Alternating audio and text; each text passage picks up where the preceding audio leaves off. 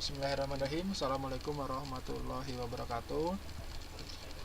Pertama-tama, sebelum kuliah kita mulai, mari kita berdoa buat agama dan kepercayaan masing-masing agar pertemuan kita pada malam hari ini bisa berjalan dengan lancar, tidak ada kendala, dan kita semua bisa mendapatkan manfaat dari perkuliahan yang akan disampaikan.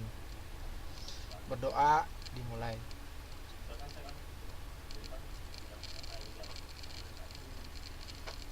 Ya, selesai. Baik, selamat datang mbak-mbak sekalian, Mbak Arifona, Mbak Awe.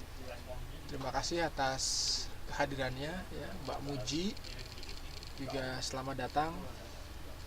Di tengah-tengah kesibukan kita, di tengah-tengah aktivitas kita bisa menyempatkan diri untuk mengikuti perkuliahan ini pada malam hari ini. Mudah-mudahan malam ini menjadi malam yang bermanfaat ya. Mudah-mudahan memberikan keberkahan bagi kita semua.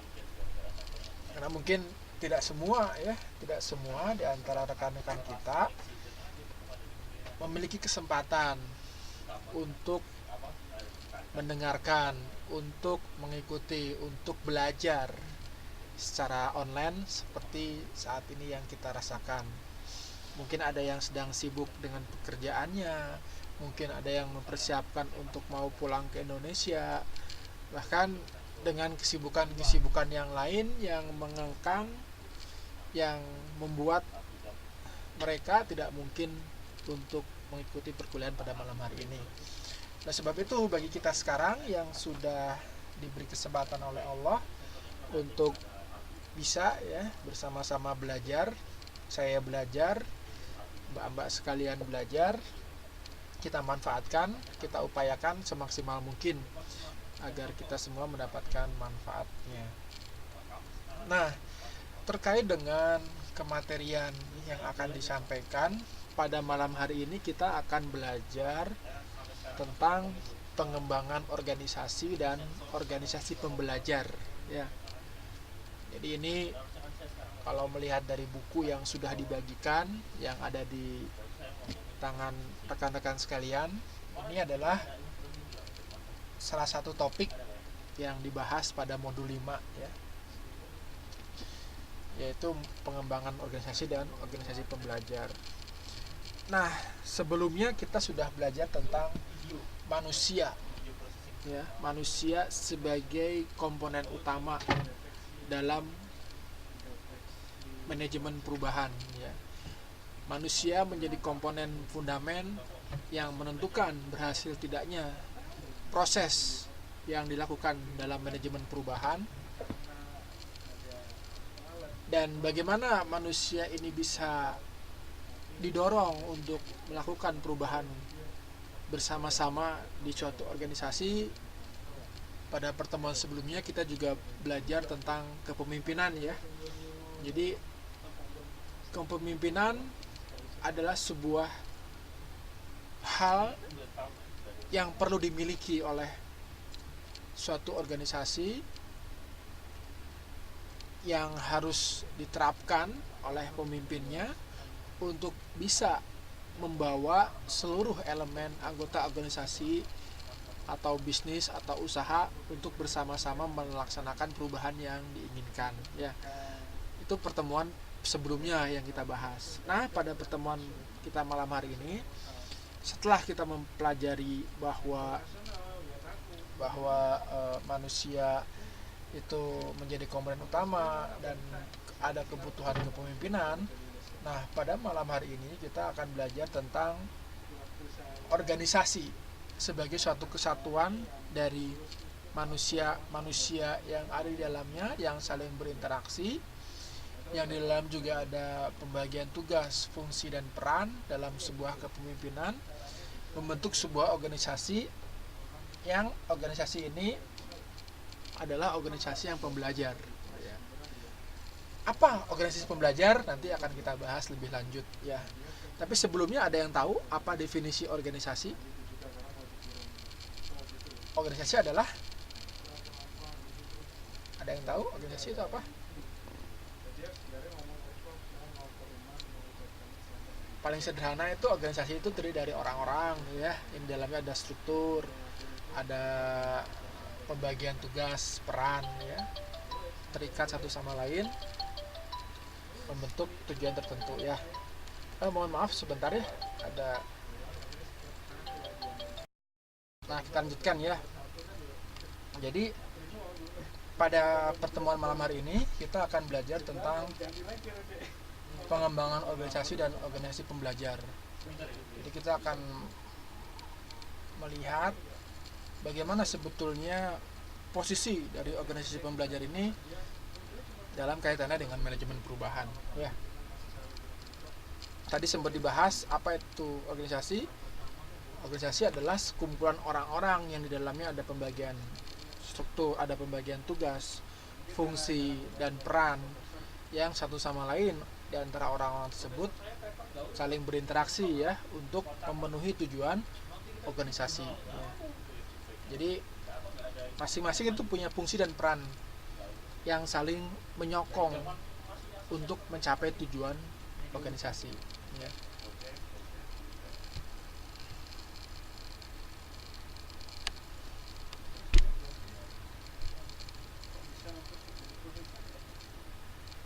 Nah, jadi organisasi yang belajar itu secara sederhana ya, itu dapat kita definisikan sebagai organisasi yang terus-menerus bergerak, terus-menerus berubah, terus-menerus melakukan perbaikan ya.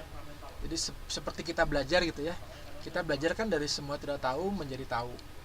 Dari semula pemahamannya terbatas menjadi bertambah. Dari yang semula tidak bisa melakukan sebuah keahlian tertentu, dengan kita belajar kita jadi bisa ya. Nah, organisasi pembelajar itu secara sederhana itu ya bisa diibaratkan seperti diri kita ya. Jadi organisasi ini terus menerus bergerak, tumbuh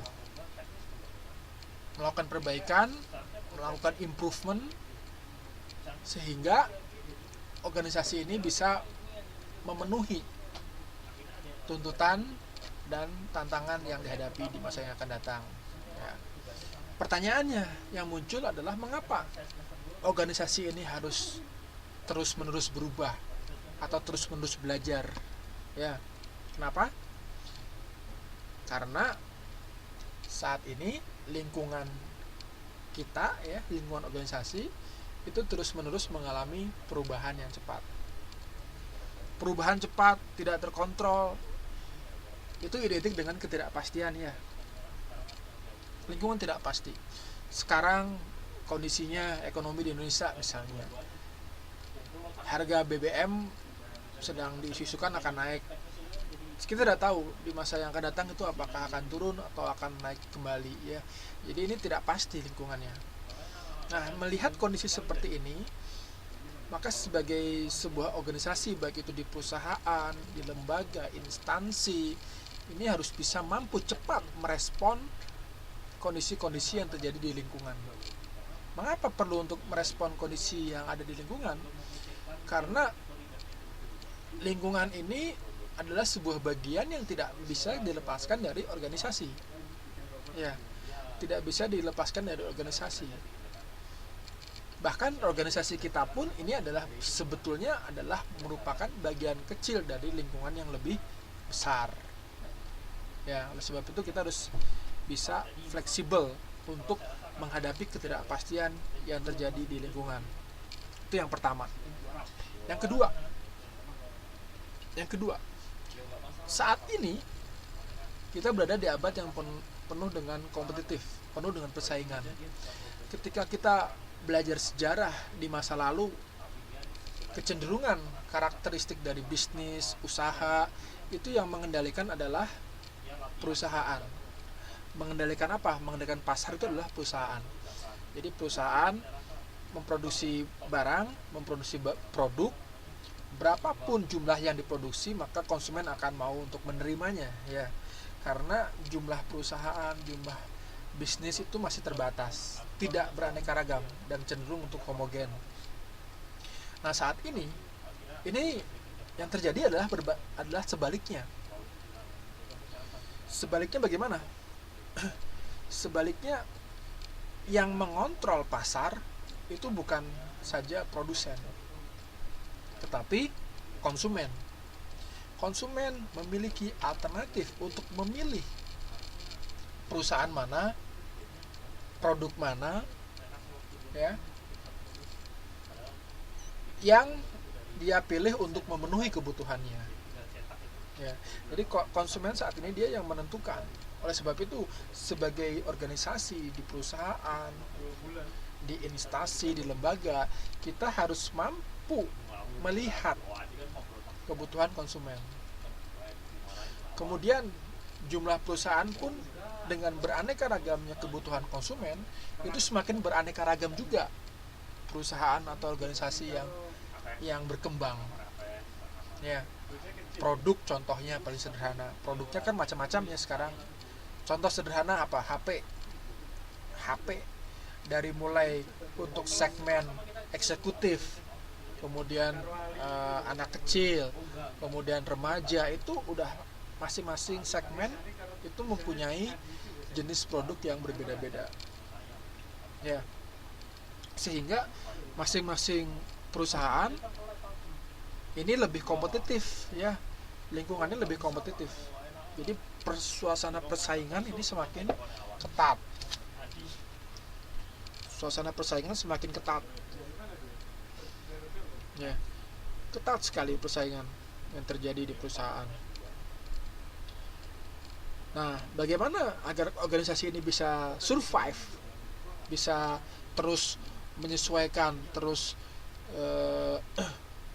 mampu untuk menghadapi, ya, pesaingnya? Tentu dia harus cepat melakukan perubahan-perubahan, cepat untuk melakukan evaluasi kinerja. Performanya harus dijaga agar tetap bisa memenuhi kebutuhan konsumen. Ya. Nah, ini kondisi yang dihadapi pada organisasi kita saat ini. Oleh sebab itu, organisasi yang bisa belajar, organisasi pembelajar, itu adalah organisasi yang dibutuhkan untuk menghadapi lingkungan yang dinamis, yang penuh dengan ketidakpastian, yang penuh dengan kompetisi. Kenapa? Karena dengan organisasi pembelajar, dia akan terus untuk mengevaluasi posisi dirinya sehingga bisa memberikan pelayanan, treatment kepada konsumen secara efektif dan efisien. Ya. Nah, ini mengapa organisasi itu harus berubah ke organisasi pembelajar.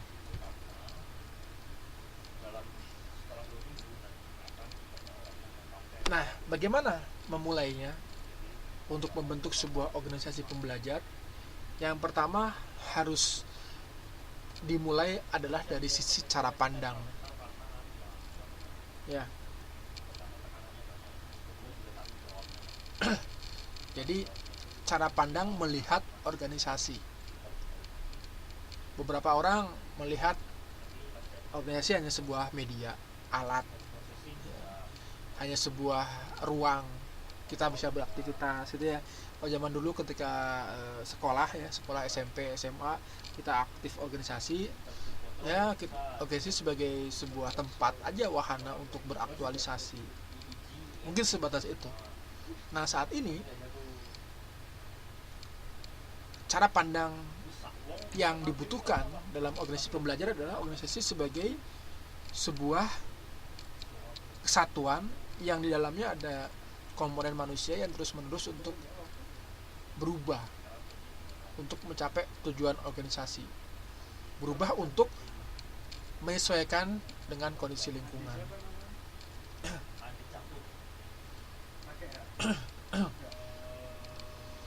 Nah, implikasi dari kita cara pandang seperti itu, maka cara melakukan manajemen terhadap sumber daya manusia pun akan berbeda, ya.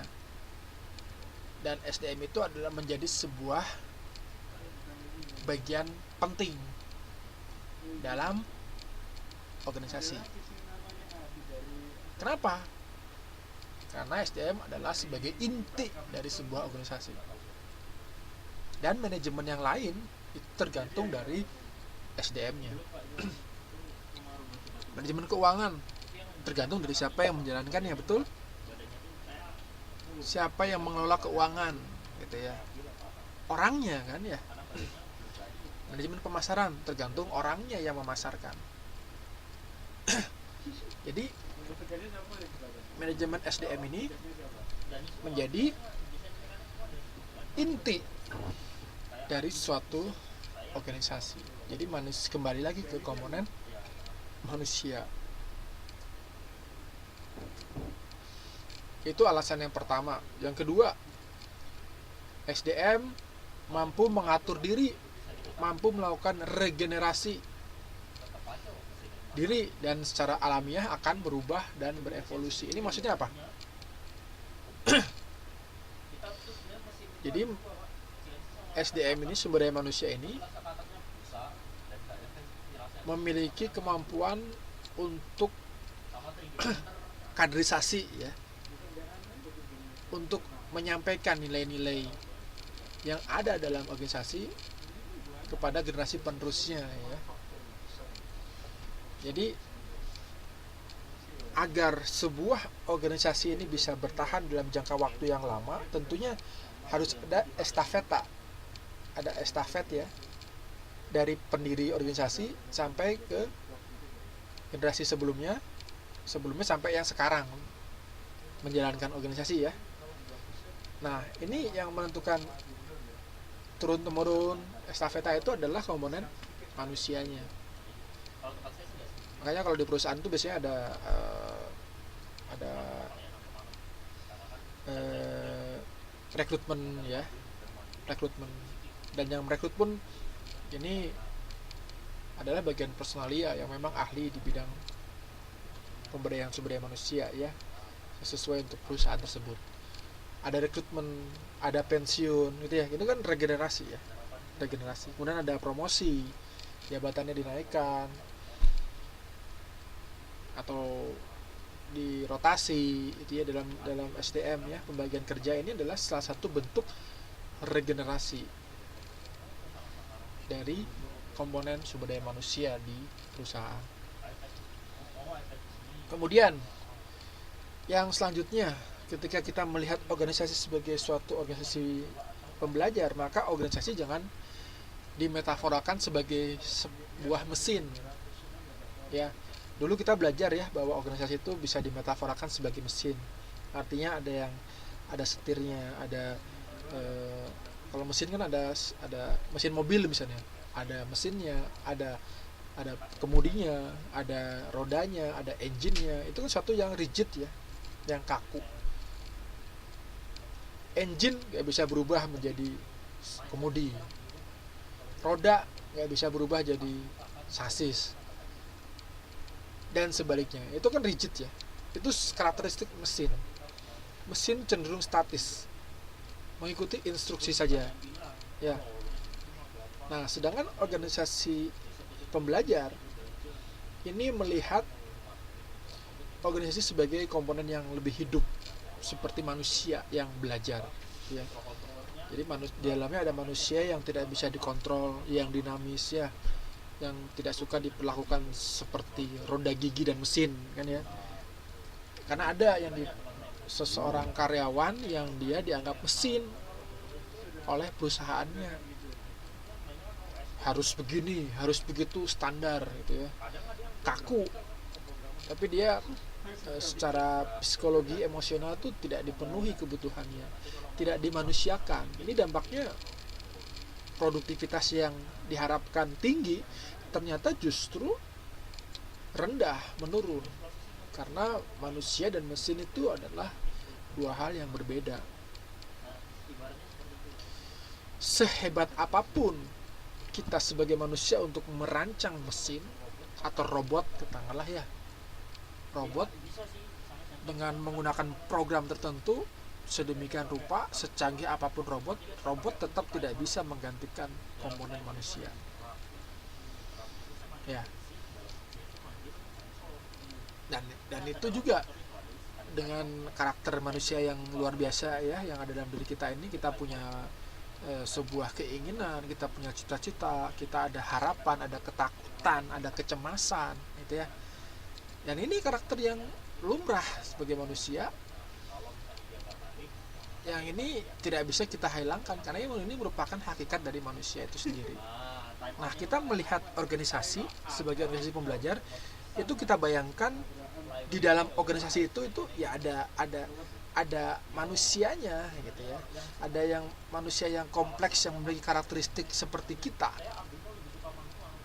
Jadi kalau mau mengatur organisasi, kita bayangkan ini ada kecenderungan untuk apresiasi, ada keinginan penghargaan, ada ingin dihargai, ada ingin dihormati gitu ya.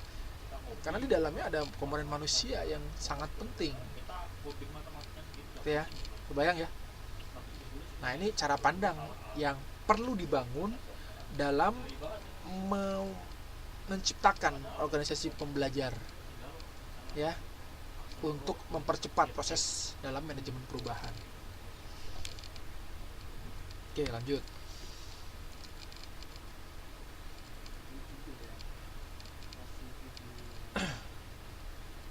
Nah, ini ada beberapa bentuk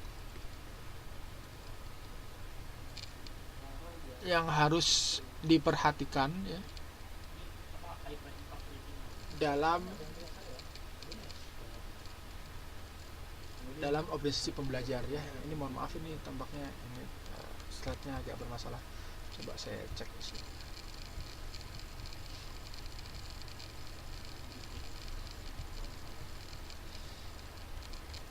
Ya. Ini template-nya berubah ya, jadinya tulisannya tidak terlihat. Nah, sebagai organisasi pembelajar, maka organisasi itu harus memperbaharui ya, atau istilahnya re-engineering strategi, menyusun ulang strategi, mereview ulang, mengevaluasi ulang strategi yang telah diterapkan di perusahaan ya. Jadi dicek ulang nih, untuk apa, apakah masih sesuai atau tidak, atau perlu dimodifikasi, atau perlu ditambahkan, atau perlu dihilangkan gitu ya. Ini butuh namanya istilah re-engineering strategi ya. Sehingga kedepannya harapannya organisasi ini yang ada di perusahaan ini mampu untuk bertahan hidup, untuk survive menghadapi segala tuntutan dan kondisi lingkungan, bisa produktif, mampu menghasilkan outcome yang baik, kemudian bisa memperluas pangsa pasar atau market share ya, kemudian bisa sebagai pemimpin pasar, market leader nantinya ya, ketika memiliki market share yang besar bisa menjadi market leader ya. Dan kita sadari pula bahwa perubahan ini tidak bisa terjadi tanpa adanya pemimpin di organisasi tersebut. Yang semula hanya vertical view saja, dari atas ke bawah instruksinya, nanti lebih fleksibel, juga memperhatikan yang horizontal view ya, sesama gitu ya. Jadi saling menyokong satu sama lain, saling mendukung masing-masing elemen dalam organisasi. Tidak hanya dari atas ke bawah saja, atasan dan bawahan saja instruksi, bukan, tapi satu sama lain saling menguatkan ya.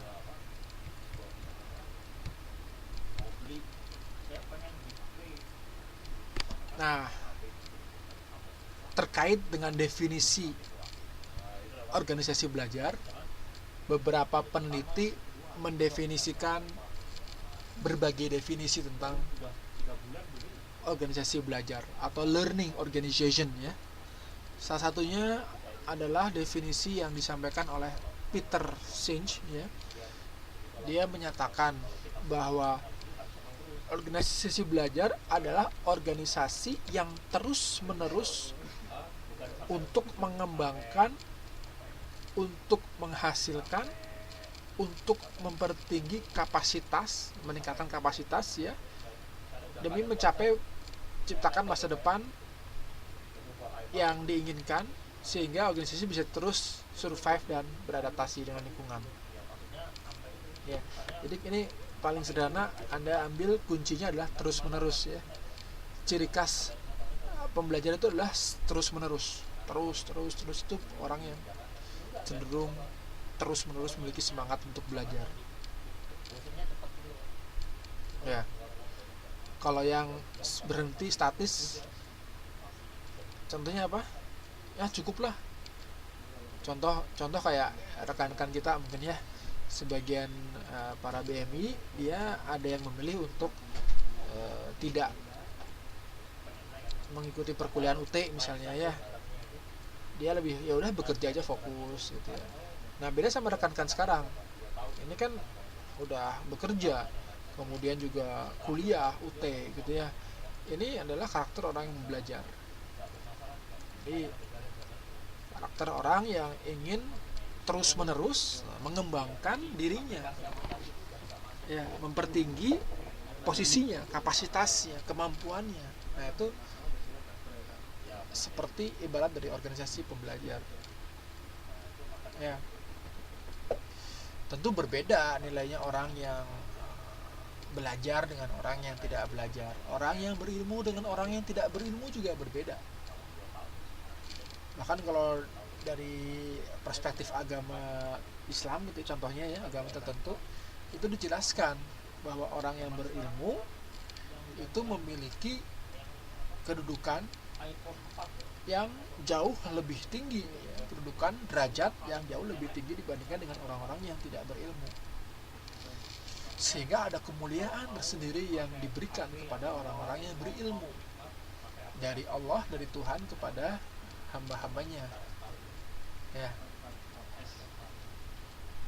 Nah, jadi kalau dianalogikan dengan organisasi, maka organisasi pembelajar ini jelas memiliki nilai yang lebih dibandingkan organisasi yang biasa-biasa, ya, yang tidak menjadi organisasi pembelajar, organisasi yang statis, ya. Jelas nilainya berbeda.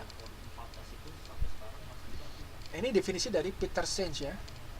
Kemudian definisi yang lain dari Marquardt, ya. Jadi organisasi belajar itu adalah organisasi yang belajar dengan sungguh-sungguh dan senantiasa mentransformasikan diri dengan mengumpulkan, mengelola, dan menggunakan pengetahuan untuk keberhasilan usaha. Ya. Jadi ada senantiasa. Nah, sungguh-sungguh sama, ya, dengan terus-menerus, ya. Nah, tapi dia memasukkan tambahan, ada ilmu, ada kelola, pengetahuan, ya, untuk keberhasilan usaha. Ini organisasi yang belajar menurut Marquardt, ya. Nah, di organisasi belajar ini, Marquardt juga menjelaskan bahwa organisasi pembelajar ini dia memberdayakan orang-orang baik yang dalam maupun di luar organisasi. Makanya ada istilah belajar sambil bekerja, ya. Ya, rekan-rekan ini, ya. Rekan-rekan ini adalah orang-orang yang belajar sambil bekerja, ya. Atau bekerja sambil belajar, yang mana? Nah, itu, ya, tergantung, ya. Nah, teknologi digunakan untuk mengoptimalkan belajar dan produktivitasnya atau standingnya, ya. Kita sekarang nih bisa belajar dengan menggunakan wahana online. Kita memanfaatkan teknologi untuk belajar. Itu, ya. Oke. Lanjut. Tadi dari Marquardt, ya. Sekarang organisasi belajar menurut Guns, ya. Menurut Guns, ya. Saya kurang tahu ini bagaimana spellingnya, ya. Tapi tidak apa-apa. Nah, bagaimana menurut dia? Menurut dia, Organisasi belajar itu adalah organisasi yang memperoleh dan mengaplikasikan pengetahuan, skill, nilai, kepercayaan, dan sikap untuk mempertinggi pertumbuhan dan perkembangan organisasi. Jadi diaplikasikan ilmu yang sudah dipelajari di dalam organisasi tersebut, nilainya, kepercayaannya, sikapnya itu ditingkatkan untuk memperkuat posisi kebersamaan, kesatuan dari organisasi ya, yang nantinya bisa mempertinggi pertumbuhan dan perkembangan organisasi. Jadi dari 3 definisi ini kita menangkap bahwa ada unsur pengumpulan informasi ya, pengetahuan untuk diberdayakan, untuk diimplementasikan terus-menerus dan sungguh-sungguh di dalam organisasi. Ini yang akan menjadi cikal bakal terjadinya organisasi pembelajar. Ya, kalau belum ada di dalam organisasi itu hal tersebut, maka harus dibentuk, harus disadarkan elemen-elemennya, orang-orang yang ada di organisasi itu, untuk memperkaya pengetahuan untuk pertumbuhan organisasi ya. Jadi kalau belum ada ini, maka ini harus diwacanakan, mulai harus diinisiasikan, harus diflorkan dalam kebijakan formal pemimpin organisasi ya, agar organisasinya menjadi organisasi yang membelajar.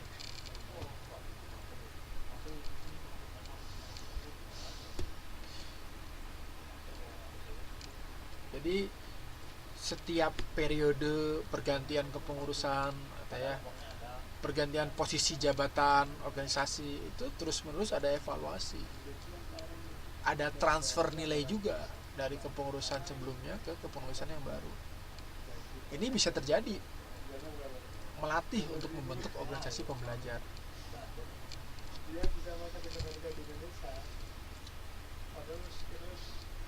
Nah, dari informasi tersebut kita bisa mengambil benang merah.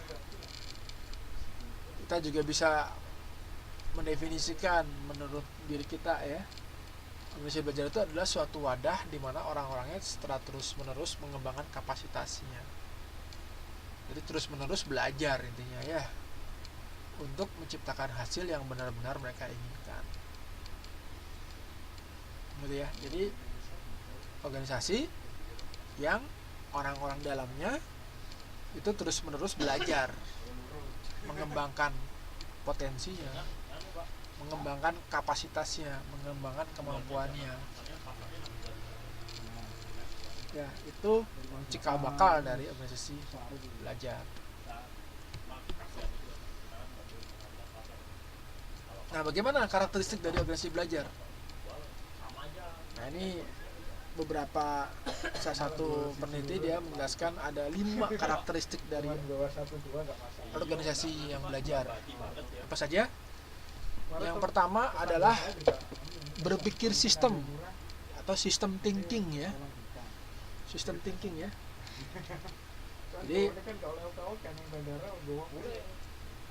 Jadi berpikir sistem. Berpikir sistem itu bagaimana? Ada yang tahu? Berpikir sistem itu berarti melihat segala sesuatu itu sebagai suatu sistem. Melihat segala sesuatu itu sebagai suatu sistem. Ya. Jadi dalam bertindak, dalam bersikap, elemen-elemen di organisasi itu dilihat sebagai satu kesatuan yang utuh yang saling berinteraksi satu sama lain dengan tujuan bersama gitu ya. Itu berpikir sistem. Karakteristik sistem apa? Sistem adalah sekumpulan kesatuan dari elemen-elemen dalamnya yang elemen-elemennya saling berinteraksi satu sama lain dan memiliki tujuan tertentu dalam sistem itu. Nah, kita berpikir sistem itu berpikir kita lihat bahwa setiap langkah tindakan kita ini akan berpengaruh terhadap kelangsungan organisasi kita, kelangsungan orang-orang yang lain di sekitar kita. Nah, itu berpikir sistem. Contoh sistem apa? Yang paling sederhana contoh sistem.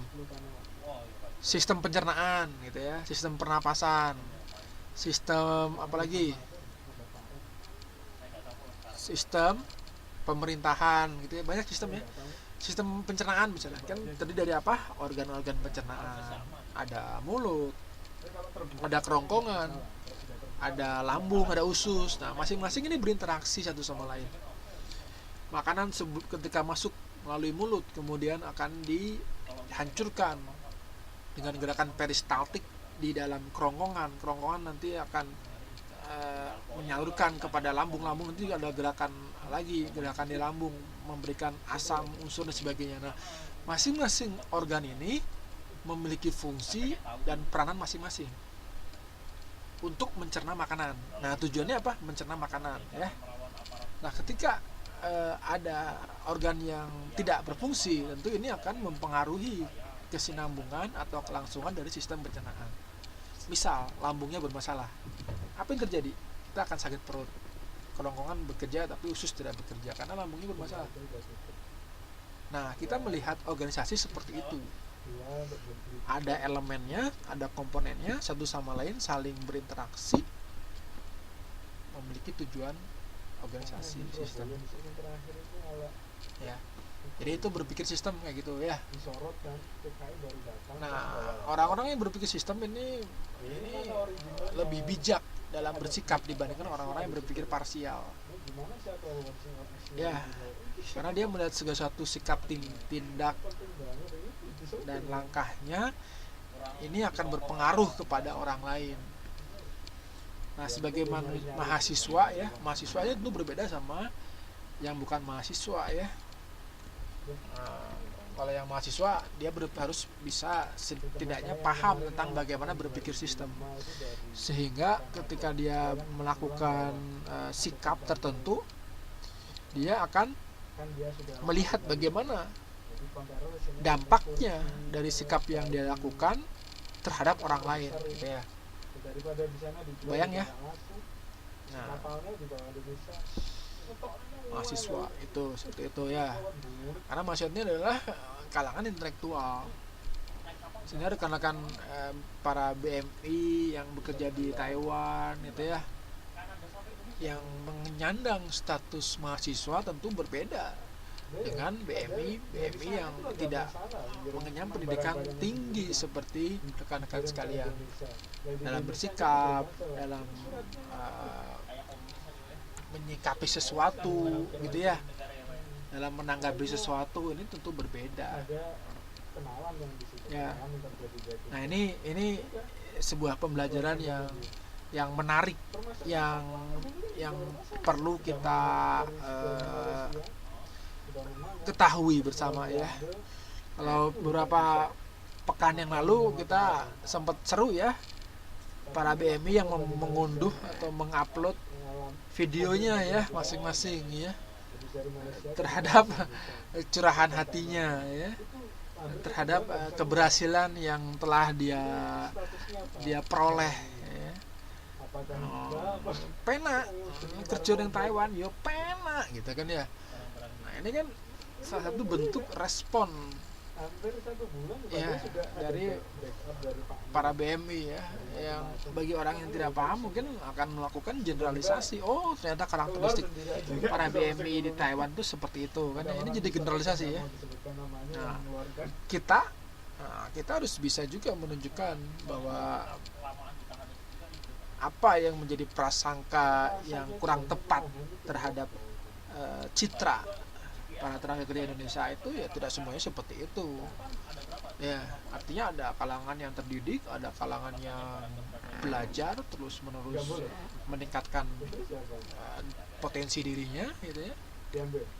Nah, yang nantinya ini menjadi panutan bagi rekan-rekan yang lain gitu ya, para BMI yang lain. Nah, jadi rekan-rekan ini sekarang ini selain statusnya sebagai mahasiswa UT juga menjadi sebuah agen perubahan bagi rekan-rekan BMI yang lain. Agen perubahan, menjadi contoh menjadi contoh, menjadi apa, menjadi teladan, menjadi panutan, menjadi sang pencerah gitu ya bagi rekan-rekan yang lain. Itu ya. Nah, ini berpikir sistem ya. Nah, kemudian yang kedua, penguasaan pribadi. Jadi dia bisa mengendalikan dirinya, bisa mengetahui potensinya. Penguasaan pribadi. Jadi dia tahu dia kenal tentang dirinya. Jadi organisasi ini paham apa yang menjadi kelemahannya, apa yang menjadi keunggulannya, apa yang menjadi tantangan dan kesempatan di masa yang akan datang. Ya, jadi kenal tentang karakter dia. Nah, kalau tahu karakter dari pribadi ya, individu yang ada di dalamnya, nah ini mudah untuk menyesuaikan. Kira-kira ketika ingin diberikan treatment untuk melakukan perubahan ke arah tertentu, dia lebih tahu bagaimana caranya, bagaimana yang seharusnya dilakukan agar cocok dengan karakteristik dari pribadi masing-masing. Itu ya. Nah, ini penguasaan pribadi.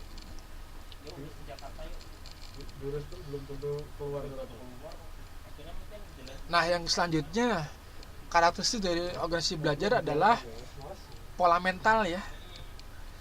Jadi secara mental, cara berpikir ini tentu berbeda dibandingkan dengan organisasi yang tidak belajar, yang individunya tidak belajar. Kalau mentalnya pembelajar, maka dia akan berani untuk melakukan suatu pembaharuan dan tidak akan takut salah, karena namanya belajar ya. Belajar tentu tidak selamanya berhasil, pasti kadang-kadang ada gagal, kadang-kadang berhasil, gagal. Berhasil itu suatu hal yang biasa dalam organisasi pembelajar. Dan individu-individu yang belajar, dia akan mengambil pelajaran dari kegagalannya sehingga tidak akan diulangi, dan mengambil hikmah dari keberhasilannya untuk bisa terus-menerus dikembangkan ya, kiat-kiat berhasilnya. Itu pola mentalnya seperti itu, mental model. Kemudian ada visi bersama yang ingin dicapai, ada share vision. Jadi ada tujuan bersama yang ingin dicapai oleh organisasi belajar ya. Apa sih tujuannya? Apakah sasarannya? Apakah goalnya? Ya, ini harus jelas semua komponen-komponen dalam organisasi tersebut. Karena kalau jelas ya, jelas tujuannya, ibaratnya gini lah, ibaratnya dalam satu kapal ini harus disepakati, ini kita mau arahnya mau kemana, ke timur, barat, selatan atau utara. Nah, ketika kita tidak sepakat terhadap arahnya, misalnya yang satu pengen ke utara, satu pengen ke selatan, bisa jadi kapal ini tidak akan bergerak, akan diam di tempat itu. Tapi kalau kita sepakati, oke, kita berangkat ke barat semuanya, maka semuanya akan bersama-sama mendayung misalnya ya, kalau misalnya kapal dayung untuk menuju ke barat.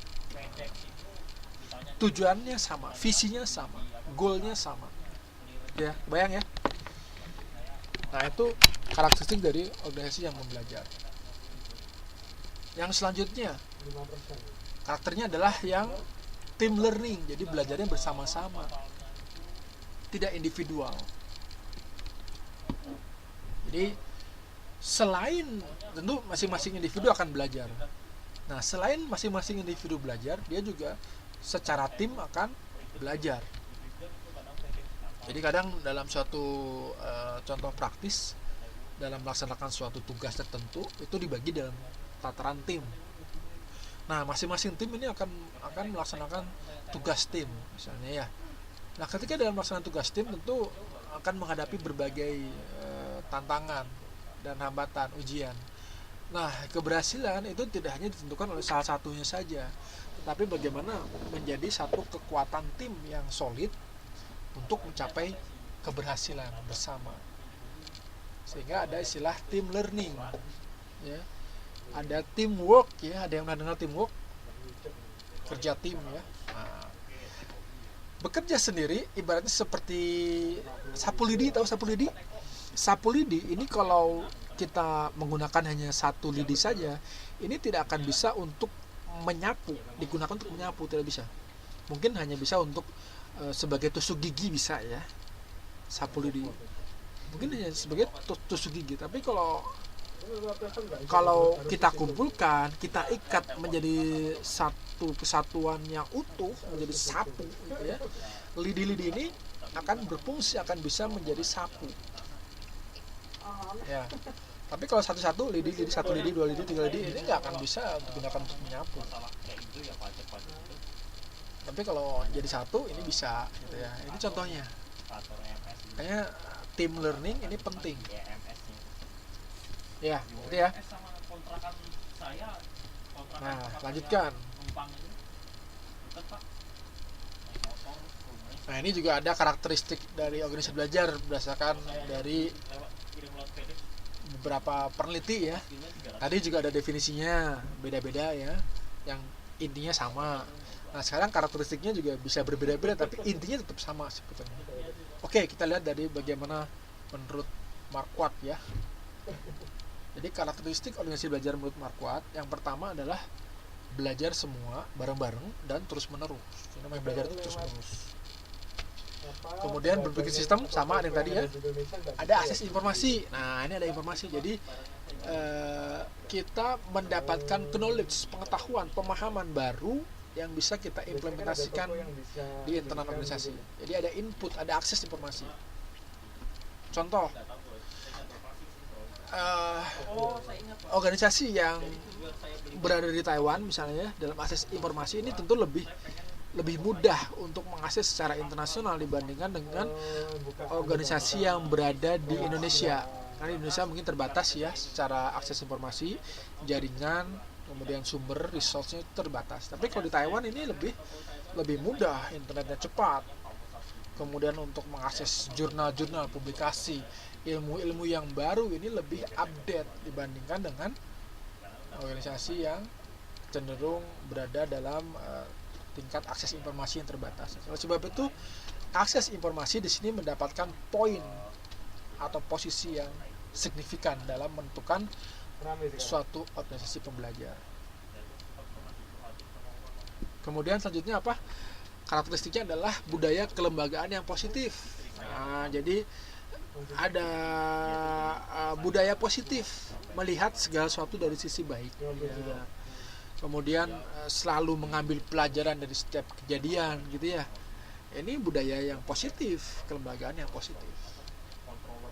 Kemudian aspirasi dan konseptualisasi bersama. Jadi setiap pendapat, argumen ini bisa terfasilitasi.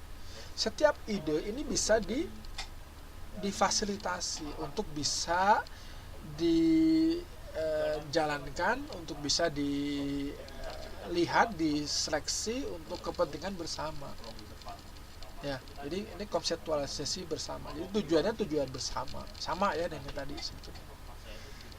Kemudian selanjutnya adalah menyesuaikan, memperbaharui dan meningkatkan diri. Jadi cenderung terus-menerus untuk menyesuaikan, beradaptasi berarti ya. Kemudian memperbaharui, senantiasa untuk improvement, continuous improvement, dan meningkatkan diri. Jadi cenderung untuk selalu meningkatkan dirinya. Ya. Dirinya terus ditingkatkan itu organisasi yang belajar.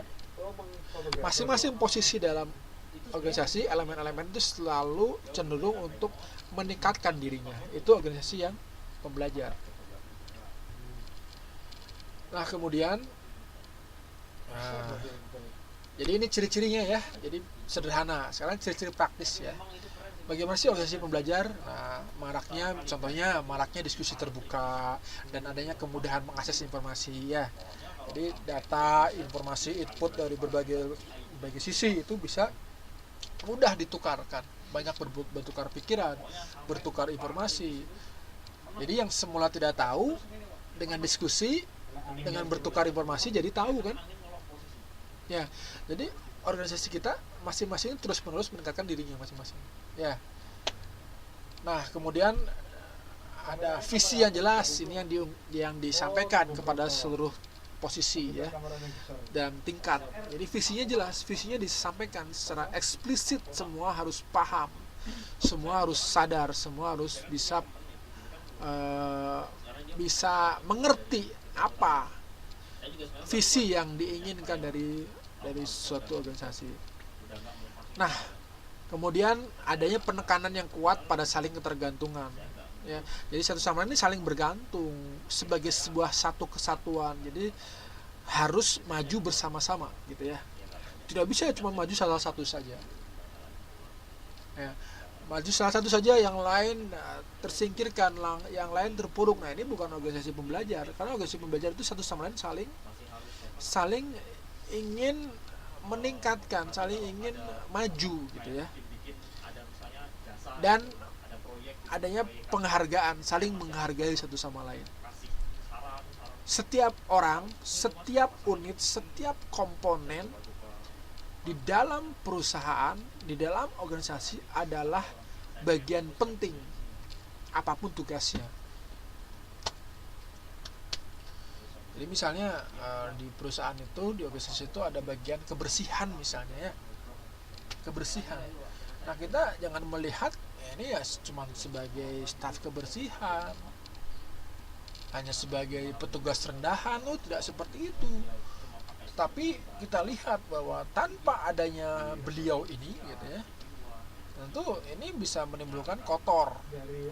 Suasana lingkungan kerja tidak akan kondusif. Aroma menyengat, kotor, tidak nyaman. Nah, ini berarti perannya dia sangat besar untuk menciptakan suasana lingkungan yang higienis, yang nyaman untuk bekerja ya. Padahal dia staf sebagai pembersih saja. Saya jadi ingat dulu ya, ada sebuah cerita. Ceritanya tentang seorang yang dia udah bekerja sangat lama di perusahaan pipa. Jadi pipa ya, perusahaan pipa. Nah, dia bekerja sudah sangat lama di perusahaan pipa ini. Jadi pipa ini biasanya digunakan untuk menyalurkan air ya, dari sumber mata air, untuk disalurkan ke masyarakat, untuk disalurkan ke fasilitas umum, untuk disalurkan ke industri dan seterusnya ya. Nah, orang ini udah bekerja sangat lama sekali.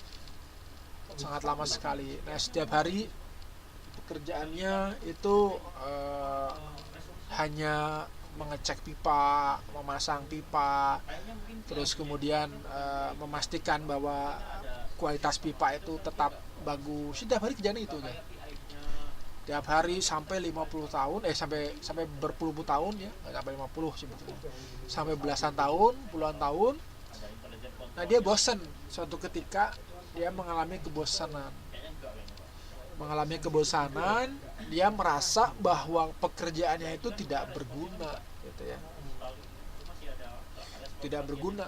Jadi merasa pekerjaan itu pekerjaan biasa-biasalah ini. Tidak ada nilai dalam dia melaksanakan sebuah pekerjaan. Itu tidak ada ruhnya, tidak ada semangat, tidak, ya cuma rutinitas saja, gitu ya. Nah, suatu ketika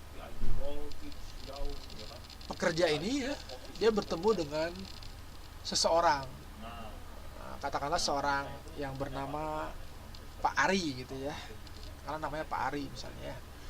Nah, si Pak Ari ini dia adalah seorang pengusaha. Dia pengusaha yang sukses. Dia memiliki sebuah lembaga konsultan sumber daya manusia, biasa melakukan training di berbagai perusahaan. Suatu ketika berkunjung ke perusahaan pipa ini, dia setelah beribadah, setelah wudhu, sholat, gitu ya, dia bertemu dengan pekerja pipa ini. Nah, ketika ketemu dengan pekerja pipa ini, dia wawancara, ngobrol. Bapak sudah berapa lama ini kerja di perusahaan pipa ini? Oh, saya sudah belasan tahun, Pak Ari. Ya, gitu ya. Pak Ari, saya sudah belasan tahun, Pak Ari, saya kerja di sini. Oh, gitu, Pak. Bagaimana, Pak, rasanya bekerja dengan belasan tahun? Ya, Pak, kerja biasa-biasa aja. Ya, tiap hari gini aja, ya, kata dia. Tiap hari gini aja. Kemudian Pak Ari sejenak dia merenung ya. Nah, ini kenapa nih? Dia berpikir kenapa kok seolah-olah ini pekerja pipa ini kok tidak bersemangat. Lalu dia nanya lagi ke pekerja pipa, terus lalu bapak rencana ke depan mau gimana pak? Wah saya juga tidak tahu, ini ya bekerja aja gini aja. Ya kalau bisa istirahat ya istirahat gitu ya kata dia. Nah kemudian ketika itu si Pak Ari ini dia ngomong sama pekerja pipa. Nah bapak, saya berterima kasih kepada bapak. Oh kaget ya. Pekerja pipa ini kaget. Kenapa berterima kasih? Kenapa berterima kasih? Saya cuma bekerja merawat pipa, memastikan kualitas pipa bagus, jangan sampai ada kebocoran gitu doang, gitu ya. Nah si Pak Ari ini ngomong, nah saya terima kasih kepada bapak. Oh, kenapa pak? Karena tanpa bapak, saya dan jutaan orang yang lain di dunia ini mungkin tidak bisa menikmati jernihnya air. Saya akan kesulitan untuk wudhu, untuk sholat misalnya ya. Saya akan kesulitan untuk minum. Saya akan kesulitan untuk beraktivitas setiap hari. Saya tidak bisa mencuci, saya tidak bisa memasak, tidak bisa melakukan aktivitas yang membutuhkan air kalau tanpa ada bapak. Ketika itu si Pak Ari, si pekerja pipa ini kaget. Jadi ternyata pekerjaannya yang sederhana itu, ya, ini adalah pekerjaan yang menentukan kelangsungan dari saluran pipa yang dialirkan ke seluruh industri, gitu ya, ke seluruh masyarakat. Jadi air ini bisa mengalir gara-gara ada pipa. Nah, pipa ini tidak bisa berfungsi dengan baik tanpa ada pekerja ini, gitu ya.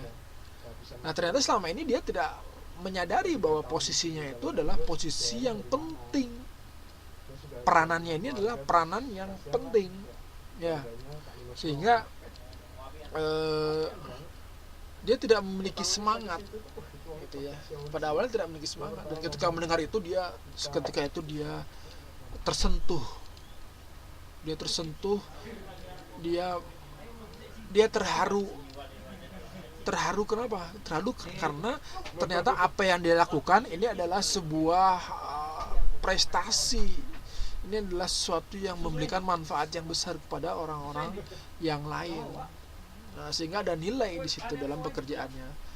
Jadi ternyata apa yang dia lakukan ini memberikan sumbangsih yang besar terhadap orang lain. Nah, ini jadi pentingnya setiap orang dan unit dalam suatu organisasi. Sebab itu kita ya saat ini ya, sekecil apapun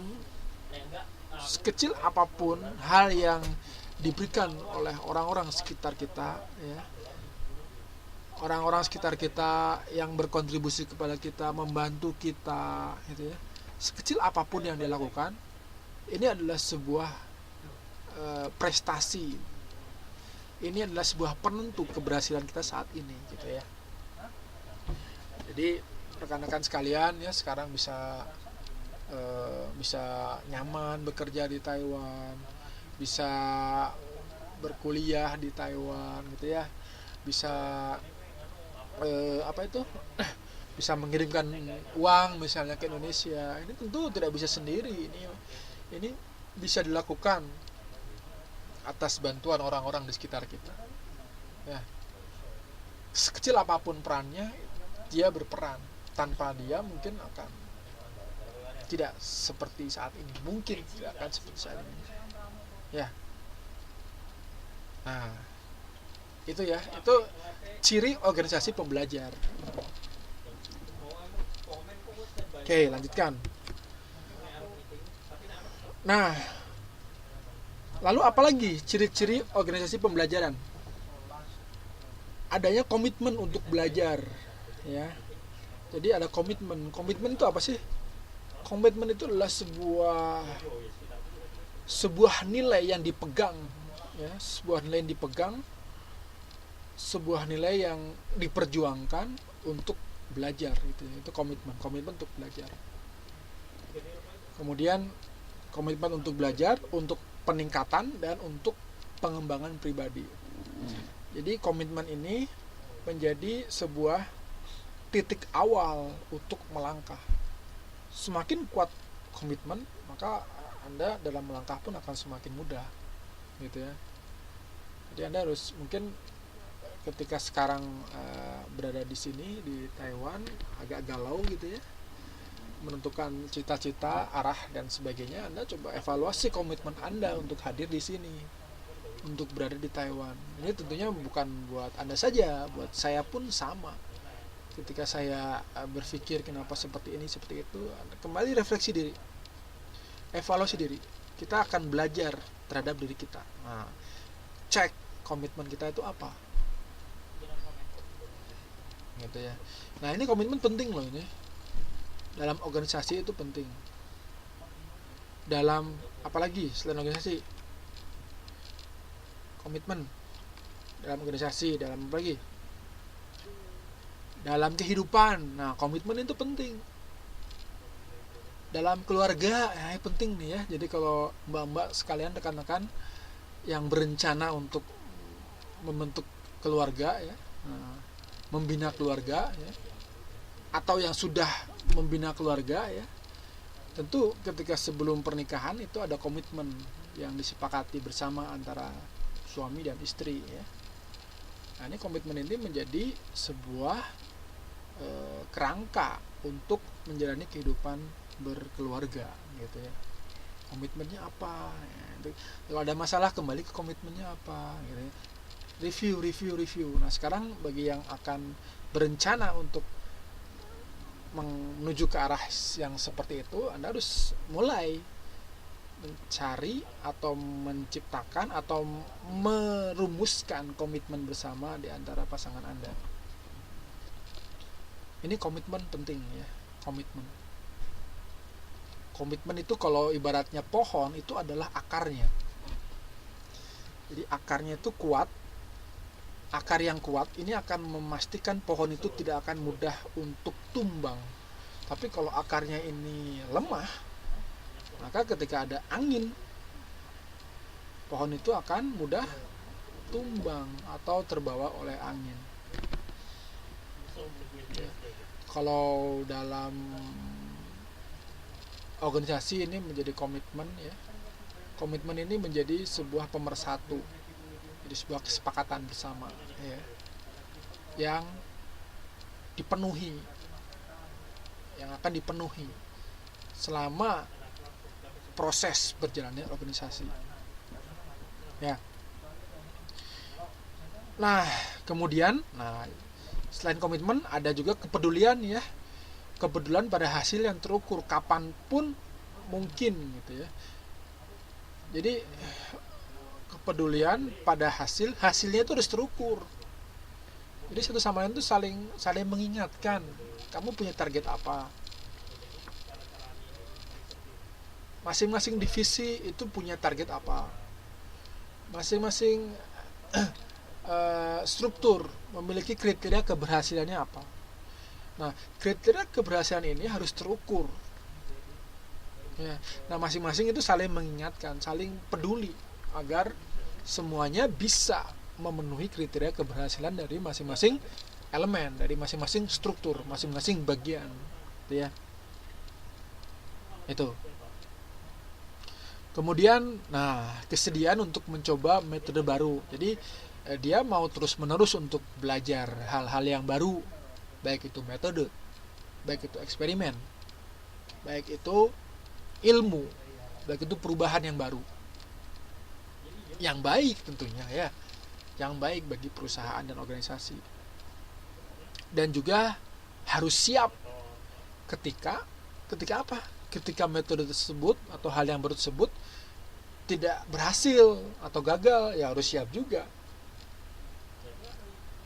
Ya, oleh sebab itu ini penting posisi pemimpin dalam meyakinkan anggotanya untuk mau mengikuti perubahan yang diinginkan. Karena tidak semua orang siap atau tidak semua orang berani untuk mengambil risiko gagal, gitu ya.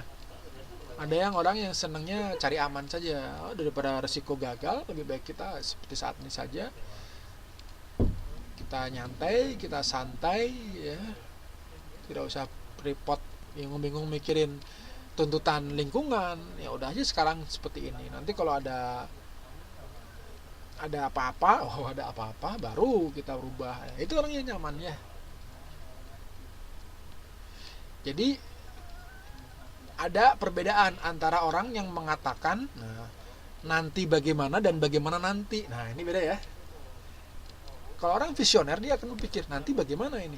Oh, berarti sekarang sudah disiapkan. Kita menyiapkan untuk di masa datang. Nanti bagaimana. Tapi kalau orang yang cenderung pasif, dia akan lebih bagaimana nanti saja gitu ya.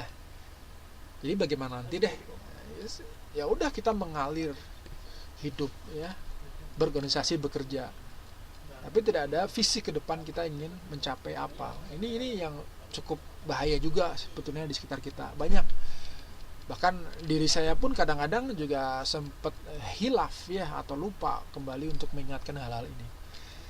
Kita mengalir, kita beraktivitas tanpa sebuah kerangka tujuan di masa depan itu ingin seperti apa. Nah, ini rekan-rekan, ini banyak nih yang mengalami dilema atau krisis tentang motivasi ya, motivasi pekerjaan, bekerja di Taiwan gitu ya. Ini banyak. Jadinya dia bekerja, uangnya dihabiskan di sini gitu ya. Ketika pulang tidak bawa apa-apa, habis, tidak bisa menyimpan uangnya. Tapi ada orang yang visioner. Jadi dia, ini bagaimana caranya agar uang yang saya kumpulkan dari hasil jerih payah saya bekerja di sini ini nanti bisa menjadi modal ketika saya ke Indonesia untuk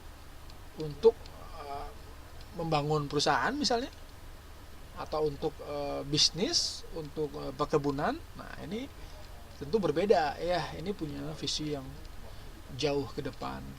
Ini yang harus dikembangkan sebetulnya ya di diri para tenaga kerja Indonesia yang dimanapun dia berada ya. Itu penting, karena banyak ya yang dia hanya ikut-ikutan saja ya, bekerja ke Taiwan itu hanya karena melihat temannya itu tampaknya sejahtera gitu ya, sehingga saya pengen ikutan ke Taiwan. Tapi tidak ada bekal motivasi diri setelah bekerja, karena kontraknya pun kan tidak bisa terus menerus ya, jangka lama ya, terbatas ya. Ini setelah selesai kontrak, ini apa yang diperoleh gitu ya. Kita sudah capek-capek meninggalkan keluarga, kita sudah capek-capek meninggalkan kampung halaman kita, banyak yang dikorbankan, banyak yang kita korbankan, banyak yang kita pertaruhkan, baik rekan-rekan yang bekerja maupun yang belajar di sini ya, mahasiswa, itu banyak yang dikorbankan, banyak yang dipertaruhkan, sehingga harus sungguh-sungguh ya dalam melaksanakan segala aktivitas yang positif di sini gitu ya. Nah, ini penting ya, kita kembali mengingatkan diri kita masing-masing ya, merefleksikan diri kita saat ini, apakah aktivitas kita sehari-hari yang kita lakukan ini sudah menjadi bekal atau belum ya, bisa menjadi bekal atau tidak nanti ketika kita pulang ke Indonesia gitu ya. Nah, ini penting ya, penting sekali kita pahami bersama, kita sadari bersama. Bisa dipahami ya ini rekan-rekanku sekalian yang aku cintai, yang saya hormati ya, saya sayangi. Nah ya, lanjut. Oke, bisa Pak, bagus, sip. Oke. Sekarang bagaimana memulai organisasi pembelajar ya secara praktis. Jadi kalau nanti rekan-rekan berada di posisi puncak, mempunyai organisasi sendiri, mempunyai perusahaan sendiri, atau suami suami dari mbak-mbak sekalian nanti menjadi pemimpin keluarga, tidak tahu arah dan sebagainya, Anda bisa memberikan usulan ya, bagaimana memulai sebuah organisasi perubahan, organisasi pembelajar ya. Yang pertama itu mulai dari top. Top itu artinya apa?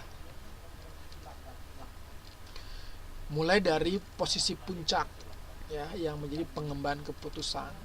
Itu harus pemimpinnya ini harus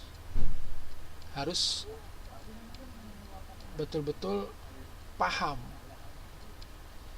tentang pentingnya sebuah pembelajaran.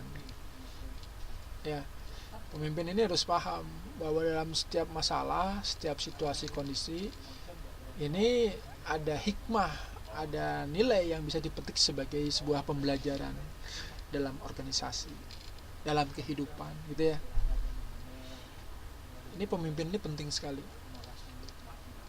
Karena tidak semua pemimpin itu bisa mengambil atau kadang-kadang banyak juga yang ketika ada problem dia menyalahkan bawahannya tanpa dia melihat ini permasalahan utamanya apa, apakah karena ketidakmampuannya dalam memimpin bawahannya atau informasi yang tidak disampaikan kepada bawahannya atau apa ya. Jadi tidak bisa serta-merta langsung kita memarahi, menyalahkan bawahan kita, karena bawahan yang baik itu hasil dari pemimpin yang baik. Bawahan yang buruk ini berarti lahir dari pemimpin yang buruk, gitu ya. Nah, jadi rekan-rekan semua ya, ini terutama mbak-mbak semua ya.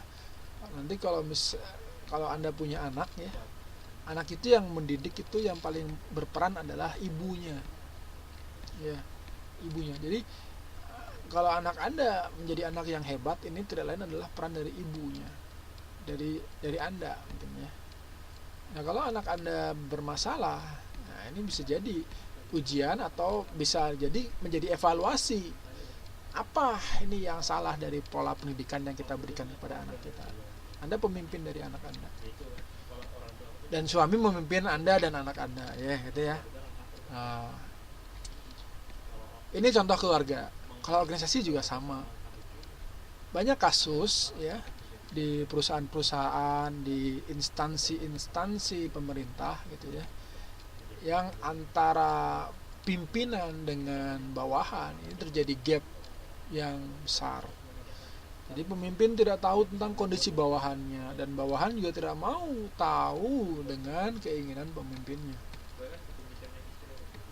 Jadi ini ada pemisahan antara atasan dan bawahan. Ini menjadi suatu permasalahan baru nantinya ketika kita akan menjalankan sebuah pekerjaan untuk keberhasilan perusahaan. Ya, ini jadi permasalahan. Nah, kemudian yang kedua, mulai dari masalah yang strategis. Strategis itu apa? Strategis itu biasanya masalah yang jangka panjang. Jadi visioner ya. Masalah yang strategisnya ini menyangkut kelangsungan jangka panjang. Itu masalah yang strategis. Kalau jangka pendek itu biasanya masalah operasional istilahnya ya. Operasional. Masalah operasional, masalah sehari-hari, masalah mingguan, masalah bulanan, itu masalah operasional sebetulnya. Tapi kalau strategis itu jangkanya panjang. Ini masalah tahunan. Ini masa depan, menyangkut masa depan. Ini harus kita mulai dari merumuskan permasalahan di masa yang akan datang. Merumuskan tujuan masa depan. Ini harus dimulai dari situ. Nah, kalau Anda masih punya anak, sekarang punya anak kecil gitu ya, Anda harus bisa memperkirakan nih anak saya ini di masa depan ini harus pendidikannya seperti apa. Harus mulai dipikirkan saat ini ya. Saya punya anak saya harus bisa memiliki pendidikan yang jauh lebih baik dari saya misalnya kayak gitu ya. Harus tergambar nanti kira-kira kuliahnya mau bagaimana ya. Mungkin kita nggak terbayang saat ini, tapi minimal kita harus mempunyai cita-cita ke arah situ. Ya. Jadi ini strategis, karena ini strategis. Di perusahaan kita harus memikirkan, ini karyawan saya ini harus jelas jenjang karirnya di masa depan. Karena mereka pasti was-was. Mereka eh, akan akan akan ketakutan juga ya dengan pekerjaan yang sama seperti saat ini. Di masa depan ini mau seperti apa? Apakah terus menerus kerja seperti ini? Kan bosan juga ya, apalagi kalau pekerjaannya pekerjaan yang berat. Fisik manusia itu akan melemah. Pekerjaan teknis yang berat saat ini mungkin bisa, tapi nanti di masa depan fisiknya tidak bisa mengimbangi dari pekerjaan yang bisa dilakukan di saat ini. Nah, ini harus ada perencanaan, harus ada sebuah wawasan kepada karyawan, harus ada sebuah kompensasi nantinya ya. Itu ya, untuk pengembangan dia ke depannya. Tujuan strategis. Nah, perusahaan ini harus punya tujuan strategis. Visi ke depan ini pengen menjadi perusahaan seperti apa?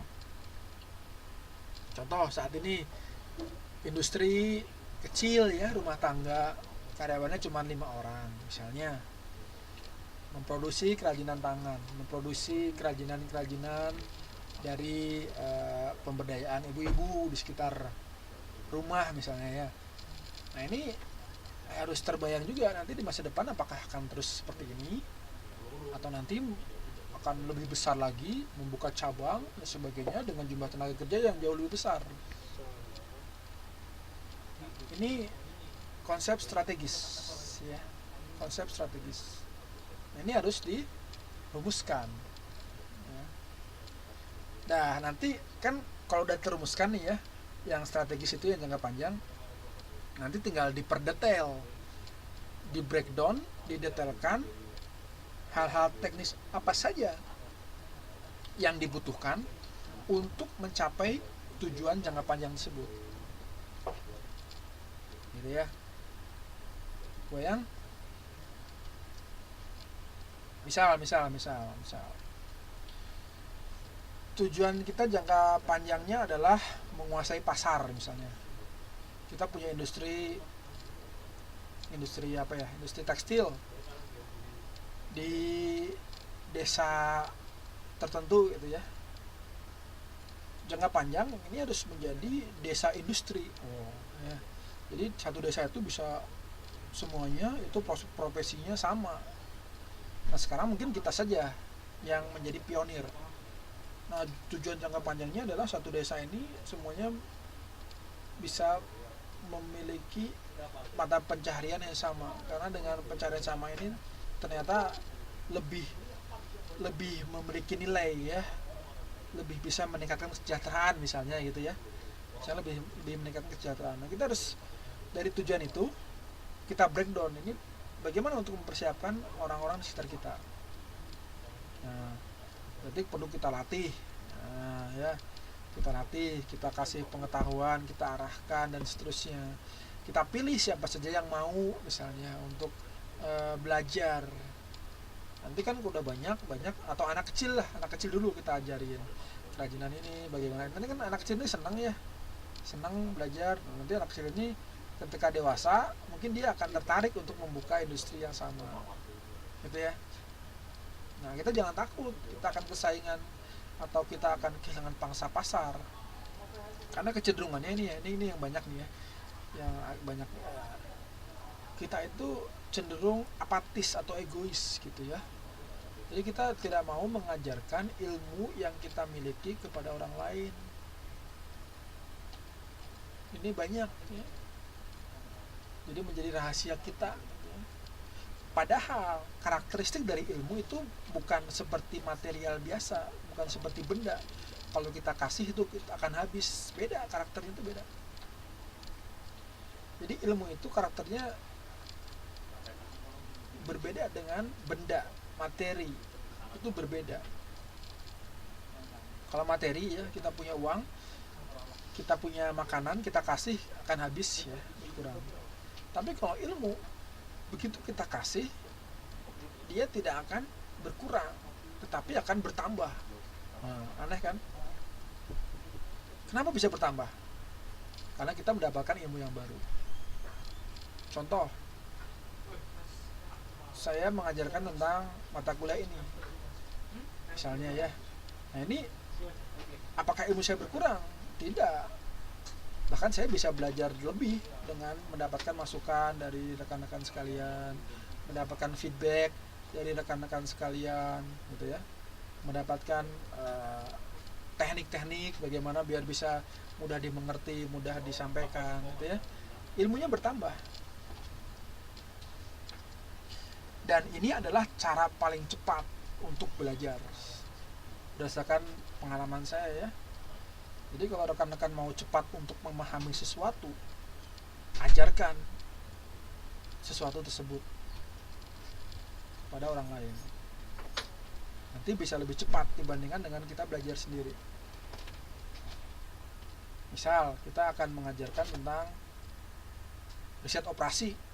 Udah belajar riset operasi belum? Operasional riset, rumus-rumus dan sebagainya belum ya? Belajar apa ya? Ya itulah, oke, riset operasi, operasional riset. Jadi berhubungan dengan masalah optimasi gitu ya. Kita belajar dari tutor, dari dosen gitu ya. Nah, setelah belajar kita pulang ke rumah, kita tidak membuka kembali, kita tidak mengulang kembali. Itu tentu akan lupa. Tapi kalau kita membuka lagi, maka yang masuk itu mungkin bisa 50%-nya. Nah, bagaimana agar mencapai 75%, 80 sampai 100%? Caranya bagaimana? Caranya adalah kita ajarkan kembali apa yang disampaikan oleh tutor kita, oleh dosen kita kepada orang lain yang belum tahu. Itu akan cepat. Kenapa? Karena kita otomatis akan merangsang otak kita untuk betul-betul memahami apa yang disampaikan dan apa yang ingin kita sampaikan. Ya. Nanti kalau kita bingung ya, ada pertanyaan dari rekan kita akan mencari kan ya. Kita akan memperkaya diri kita. Nah, itu karakteristik dari ilmu kayak gitu. Jadi unik. Karakteristik yang sangat unik. Dia tidak akan habis ketika dibagikan, dan bahkan dia akan bertambah ketika dibagikan. Itu karakteristik dari ilmu, dari skill, keahlian gitu ya. Dan kalau dari sisi industri ya, kita memiliki pesaing. Nah, pesaing itu sebetulnya itu bukan untuk melemahkan diri kita. Cara pandangnya jangan begitu ya, tapi cara pandangnya adalah dengan pesaing ini justru akan mengakselerasi diri kita untuk improve agar bisa lebih baik dan lebih baik. Karena dunia persaingan itu lebih memaksa kita untuk hebat gitu ya. Jadi rekan-rekan kalau ada punya pesaing ya, nah ini pesaing itu satu hal positif. Nah, rekan-rekan pernah ada sebuah cerita ya, saya jadi cerita lagi ya, nggak apa-apa ya. Cerita tentang seorang pembalap F1 tahu ya, pembalap Formula One kayak Michael Schumacher gitu ya. Nah, ini pembalap yang udah legendaris, namanya Niki Lauda ya. Ya ini pembalap pada tahun 70-an. Nah, ketika pada tahun 70-an ini, si Niki ini dia punya pesaing yang sangat berat. Nah, pesaingnya ini terus menerus ya, ketika setiap seri balapan ya, seri balapan itu posisi pertama kedua itu gantian ini. Jadi kadang-kadang si Niki, kadang-kadang pesaingnya, kadang-kadang Niki, kadang-kadang pesaingnya. Nah, suatu ketika bahkan terjadi kecelakaan. Si Niki Lauda ini mengalami kecelakaan, dan kecelakaan ini bukannya membuat dia menjadi lemah. Jadi dengan kecelakaan dia mengalami keracunan paru-paru. Jadi paru-paru itu keracunan. Jadi harus dikeluarkan, disedot, dimasukkan sebuah alat terus masuk ke paru-paru untuk menyedot racun. Nah, setiap hari pekerjaan si Niki ini dia melihat televisi, dia melihat bagaimana perkembangan rivalnya atau pesaingnya. saingan terberatnya. Wah, dia melihat, wah, saingannya semakin lama dia menjuarai terus gitu ya, karena nggak ada dia ya, sering jadi juara. Nah, dari situ dia menjadi motivasi, wah, ini saya harus cepat-cepat sembuh, ini saya harus cepat-cepat sembuh, saya harus cepat-cepat kembali ya. Nah, dari situ akhirnya perawatan medis yang diberikan dia ya kepada dia ya ketika dia masa pemulihan dari kecelakaan akhirnya lebih cepat dibandingkan perawatan kepada orang biasa ya. Jadi karena dia semangatnya tinggi, dia ingin dokter segera mempercepat pemulihannya. Wah, jadi dengan rasa sakit yang luar biasa, dia rela untuk disedot ini racun dari paru-parunya dalam volume yang lebih besar dibandingkan dengan orang biasa ya, reguler. Biasanya kalau tiap aturan biasa ya, tiap hari mungkin cukup 5 mili saja. Nah, ini dia oke, setiap hari kita tingkatkan volumenya jadi 10 mili untuk menyedot racun-racun yang ada dalam tubuhnya. Nah, ini gara-gara apa? Gara-gara ada pesaing. Jadi kalau nggak ada pesaing, mungkin dia ya nggak akan sembuh-sembuh lebih lama pemulihannya setelah kecelakaan. Dan dia memaksakan diri, akhirnya bisa mengimbangi kembali dari pesaingnya. Sampai seru tuh, sampai pertandingan tuh sampai tambah seru lagi. Nah, untuk merebutkan gelar juara Formula 1. Ini kisah Niki Lauda ini bahkan didokumentasikan dalam sebuah film ya. Ada filmnya. Kalau masih ingat ya, filmnya berjudul Rush. Ini kisah tentang persaingan antara dua pembalap F1. Seru itu filmnya. Kalau belum nonton ya boleh untuk menonton. Tahun 2005 filmnya. Seru itu filmnya. Anda bisa belajar banyak dari konsep adanya persaingan. Jadi persaingan itu bukan hanya negatif saja ya. Kita paham bahwa persaingan semakin kompetitif. Dengan persaingan ini bukannya kita menjadi memble, tapi harus bagaimana kita bisa terakselerasi untuk bisa mengimbangi skill kemampuan dari para pesaing kita. Gitu ya. Oke, lanjut ya. Nah, kemudian bentuk task force ya, untuk apa tulis list apa saja yang harus secara cepat, secara fundamen untuk diselesaikan ya. Kemudian mulai dengan mendiagnosa organisasi. Nah, ini kalau Anda baca di modul Anda ya, diagnosa ini adalah sebuah proses tahapan yang paling penting dalam perubahan organisasi, dalam manajemen perubahan. Kenapa? Karena ini adalah starting point untuk melihat mau ke arah mana perubahan ini dilakukan.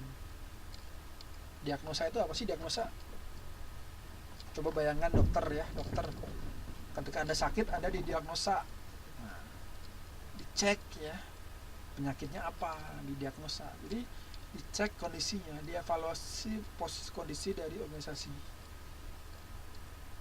dilihat permasalahan yang muncul itu apa, di list. Dan diagnosa ini menentukan treatment apa yang perlu diambil dalam organisasi ya. Jadi dokter kalau diagnosanya salah, ini obatnya juga salah. Organisasi sama nggak? Sama. Jadi organisasi kalau diagnosanya salah merumuskan permasalahan, ini solusi yang diberikan untuk perbaikan pun bisa salah. Nah, ini sebagai pesan ya buat rekan-rekan ya, yang nanti mungkin akan membuat karya ilmiah ya. Anda harus bisa merumuskan, mendiagnosa permasalahan apa yang betul-betul terjadi di kasus yang Anda teliti, yang akan Anda jadikan jadi karya ilmiah. Karena kalau yang Anda rumuskan itu bukan permasalahan utama di perusahaan, misalnya ya, tools-tools yang Anda berikan, Anda sarankan, Anda jadikan sebuah masukan bagi perusahaan, ini tidak akan efektif untuk menyelesaikan permasalahan. Ya. Jadi sebagai manajemen, Anda mengelola, Anda harus bisa mendiagnosa ini di organisasi ini ada permasalahan apa. Apakah permasalahan kepercayaan? Apa permasalahan ketidakpuasan misalnya ya? Kan ada ya muncul masalah kepercayaan. Masing-masing posisi jabatan struktur itu tidak percaya satu sama lain. Akhirnya ketika ada sebuah program kerja bersama yang membutuhkan kerjasama tim, tidak bisa terlaksana dengan baik karena tidak saling percaya antar tim. Misalnya itu ya, masalah kepercayaan. Ini berarti kepercayaan masalah utama. Ini diagnosa. Nah, jadi kadang ada yang salah dalam mendiagnosa. Dianggapnya masalah reward ya dan kompensasi, ternyata yang menjadi masalah adalah kepercayaan. Jadi masing-masing divisi itu dikasih reward, kompensasi, dan bahkan hukuman ya, ketika tidak bisa mencapai performa yang diinginkan. Udah digituin, ternyata tetap aja bermasalah. Berarti bukan itu inti masalahnya.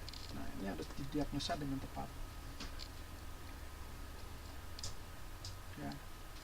Jadi mulai dengan mendiagnosa organisasi. Anda mau melakukan perubahan, Anda harus bisa mendiagnosa. Anda ingin meningkatkan skill, kemampuan, keterampilan, Anda harus melihat saya kurangnya di sisi apa gitu ya. Saya sekarang udah bisa apa, saya kurang apa. Berarti skill itu yang harus kita tingkatkan, kita improve gitu ya, kita tambah dalam diri kita. Nah, dalam proses diagnosa ini kita juga harus melihat, mengaitkan dengan proses yang sedang berlangsung ya. Jadi harus dihubungkan dengan proses yang sedang berjalan. Kemudian dikaji ulang dengan sistem yang sudah ada ya. Ini dites dengan sistem yang sudah ada, ini bagaimana yang terjadi sistemnya gitu ya, secara sistemnya, interaksinya bagaimana, kejelasan fungsi tujuannya udah bagaimana gitu ya.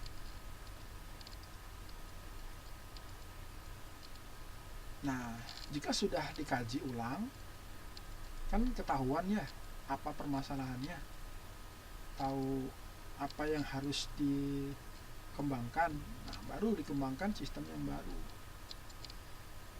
Bisa jadi sistem yang baru ini adalah mengadopsi sistem yang lama dengan beberapa ekstensifikasi atau beberapa perubahan modifikasi ya, sesuai dengan kondisi organisasi, sesuai dengan kondisi perusahaan gitu ya. Nah, ini bagaimana memulainya ya.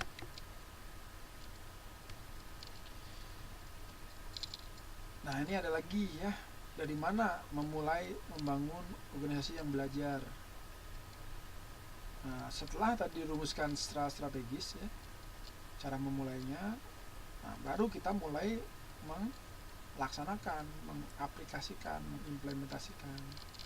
Caranya yang pertama, kerjakan sesuai dengan petunjuk para pengurus organisasi perubahan, organisasi belajar. Jadi kan nanti kan dirumuskan ya, ada sebuah perencanaan. Nah, perencanaan ini kan masing-masing step tahapan itu ya, itu ada langkah atau pekerjaan yang harus dilakukan. Nah, kita tinggal mengerjakan pekerjaan itu sesuai dengan agenda yang disepakati, yang ditentukan dalam proses membentuk organisasi belajar.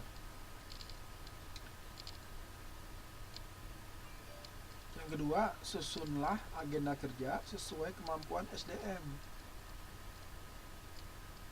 Nah, jadi kita bikin agenda kerja sesuai dengan kemampuan masing-masing orang,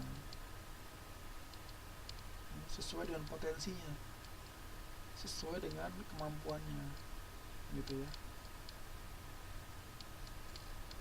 Tentunya membutuhkan kita dalam menyusun agenda ini membutuhkan campur tangan orang-orang yang lebih senior, yang lebih berpengetahuan, yang lebih berpengalaman, gitu ya.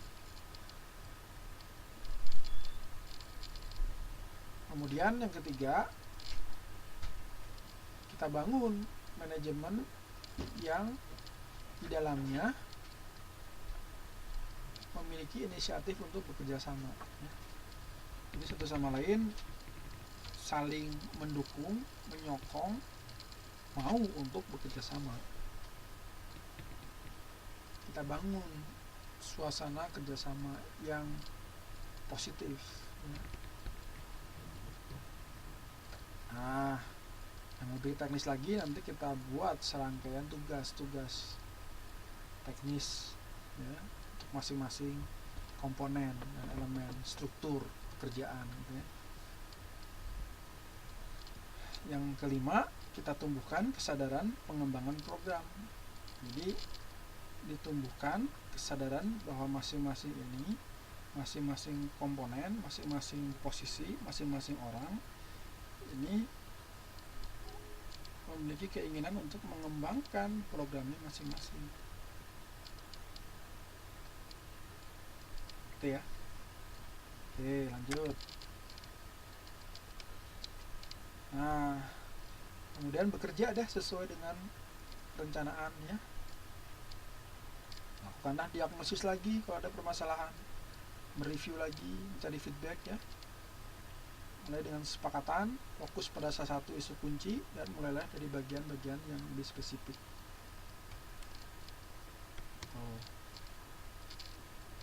Nah, apa sih sebetulnya kunci keberhasilan transformasi menuju organisasi yang belajar? Yang pertama adalah kesadaran, pengertian, gitu ya. Jadi bangunlah pengertian yang kuat tentang urgensi menjadi suatu organisasi yang belajar. Jadi masing-masing orang itu harus memiliki kesadaran, kita saat ini ingin membentuk sebuah organisasi yang terus-menerus belajar, yang terus-menerus improve, gitu ya, lebih baik dari masa ke masa. Kedua, bentuklah koalisi yang kuat untuk mendorong organisasi belajar. Berarti ini membentuk struktur organisasi yang kuat, ya, pembagian kerja yang kuat. Kemudian buatlah visi organisasi belajar, ya, jabarkan visinya. Kemudian kita komunikasikan dan praktekkan, ya, visi-visi tersebut dalam organization. Visi berarti tujuan, ya, ada tujuannya apa sih yang ingin dicapai dengan organisasi pembelajar ini.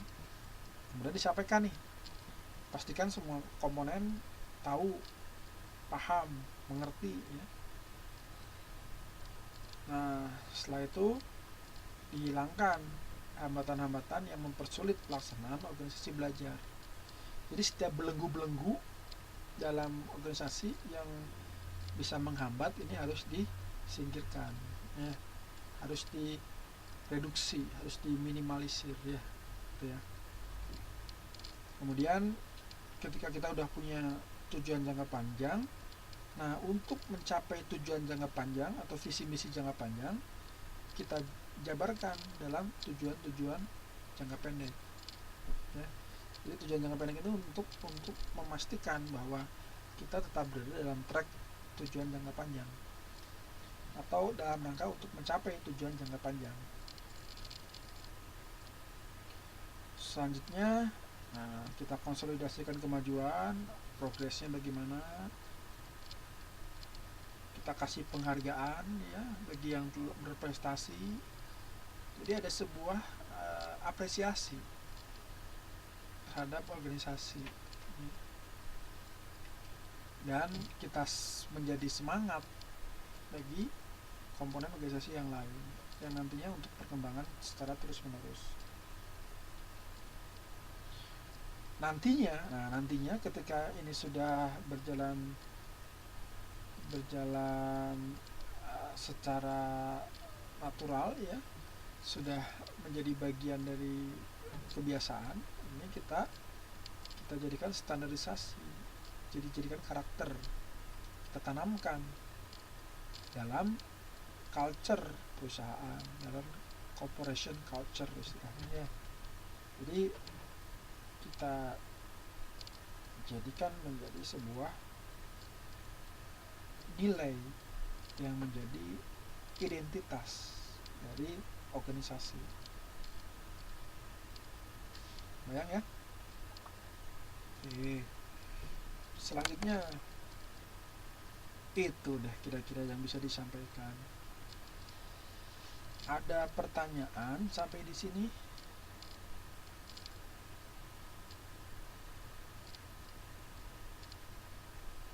Ada?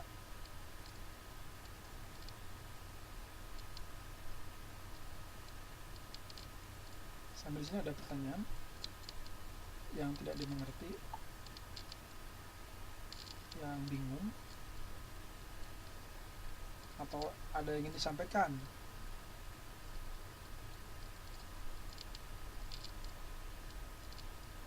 Ada? Tidak ada? Halo? Ada nggak? Tidak ada?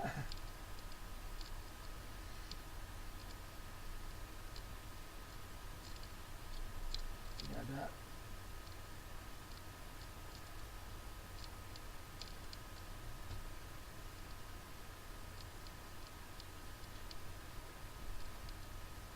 Oke.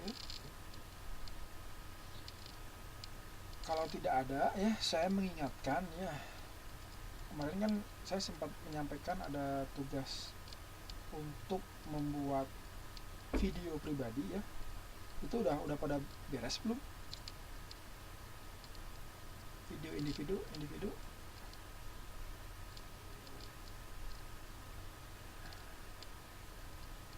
belum. Aduh, gimana yakin ya? Masih nyobain. Oh ya, kan direkamnya kan bisa macam-macam ya, bisa menggunakan laptop dengan eh, webcam gitu ya, atau dengan HP, kan sekarang udah canggih kameranya ya. Nah, itu bisa bermacam-macam metodenya.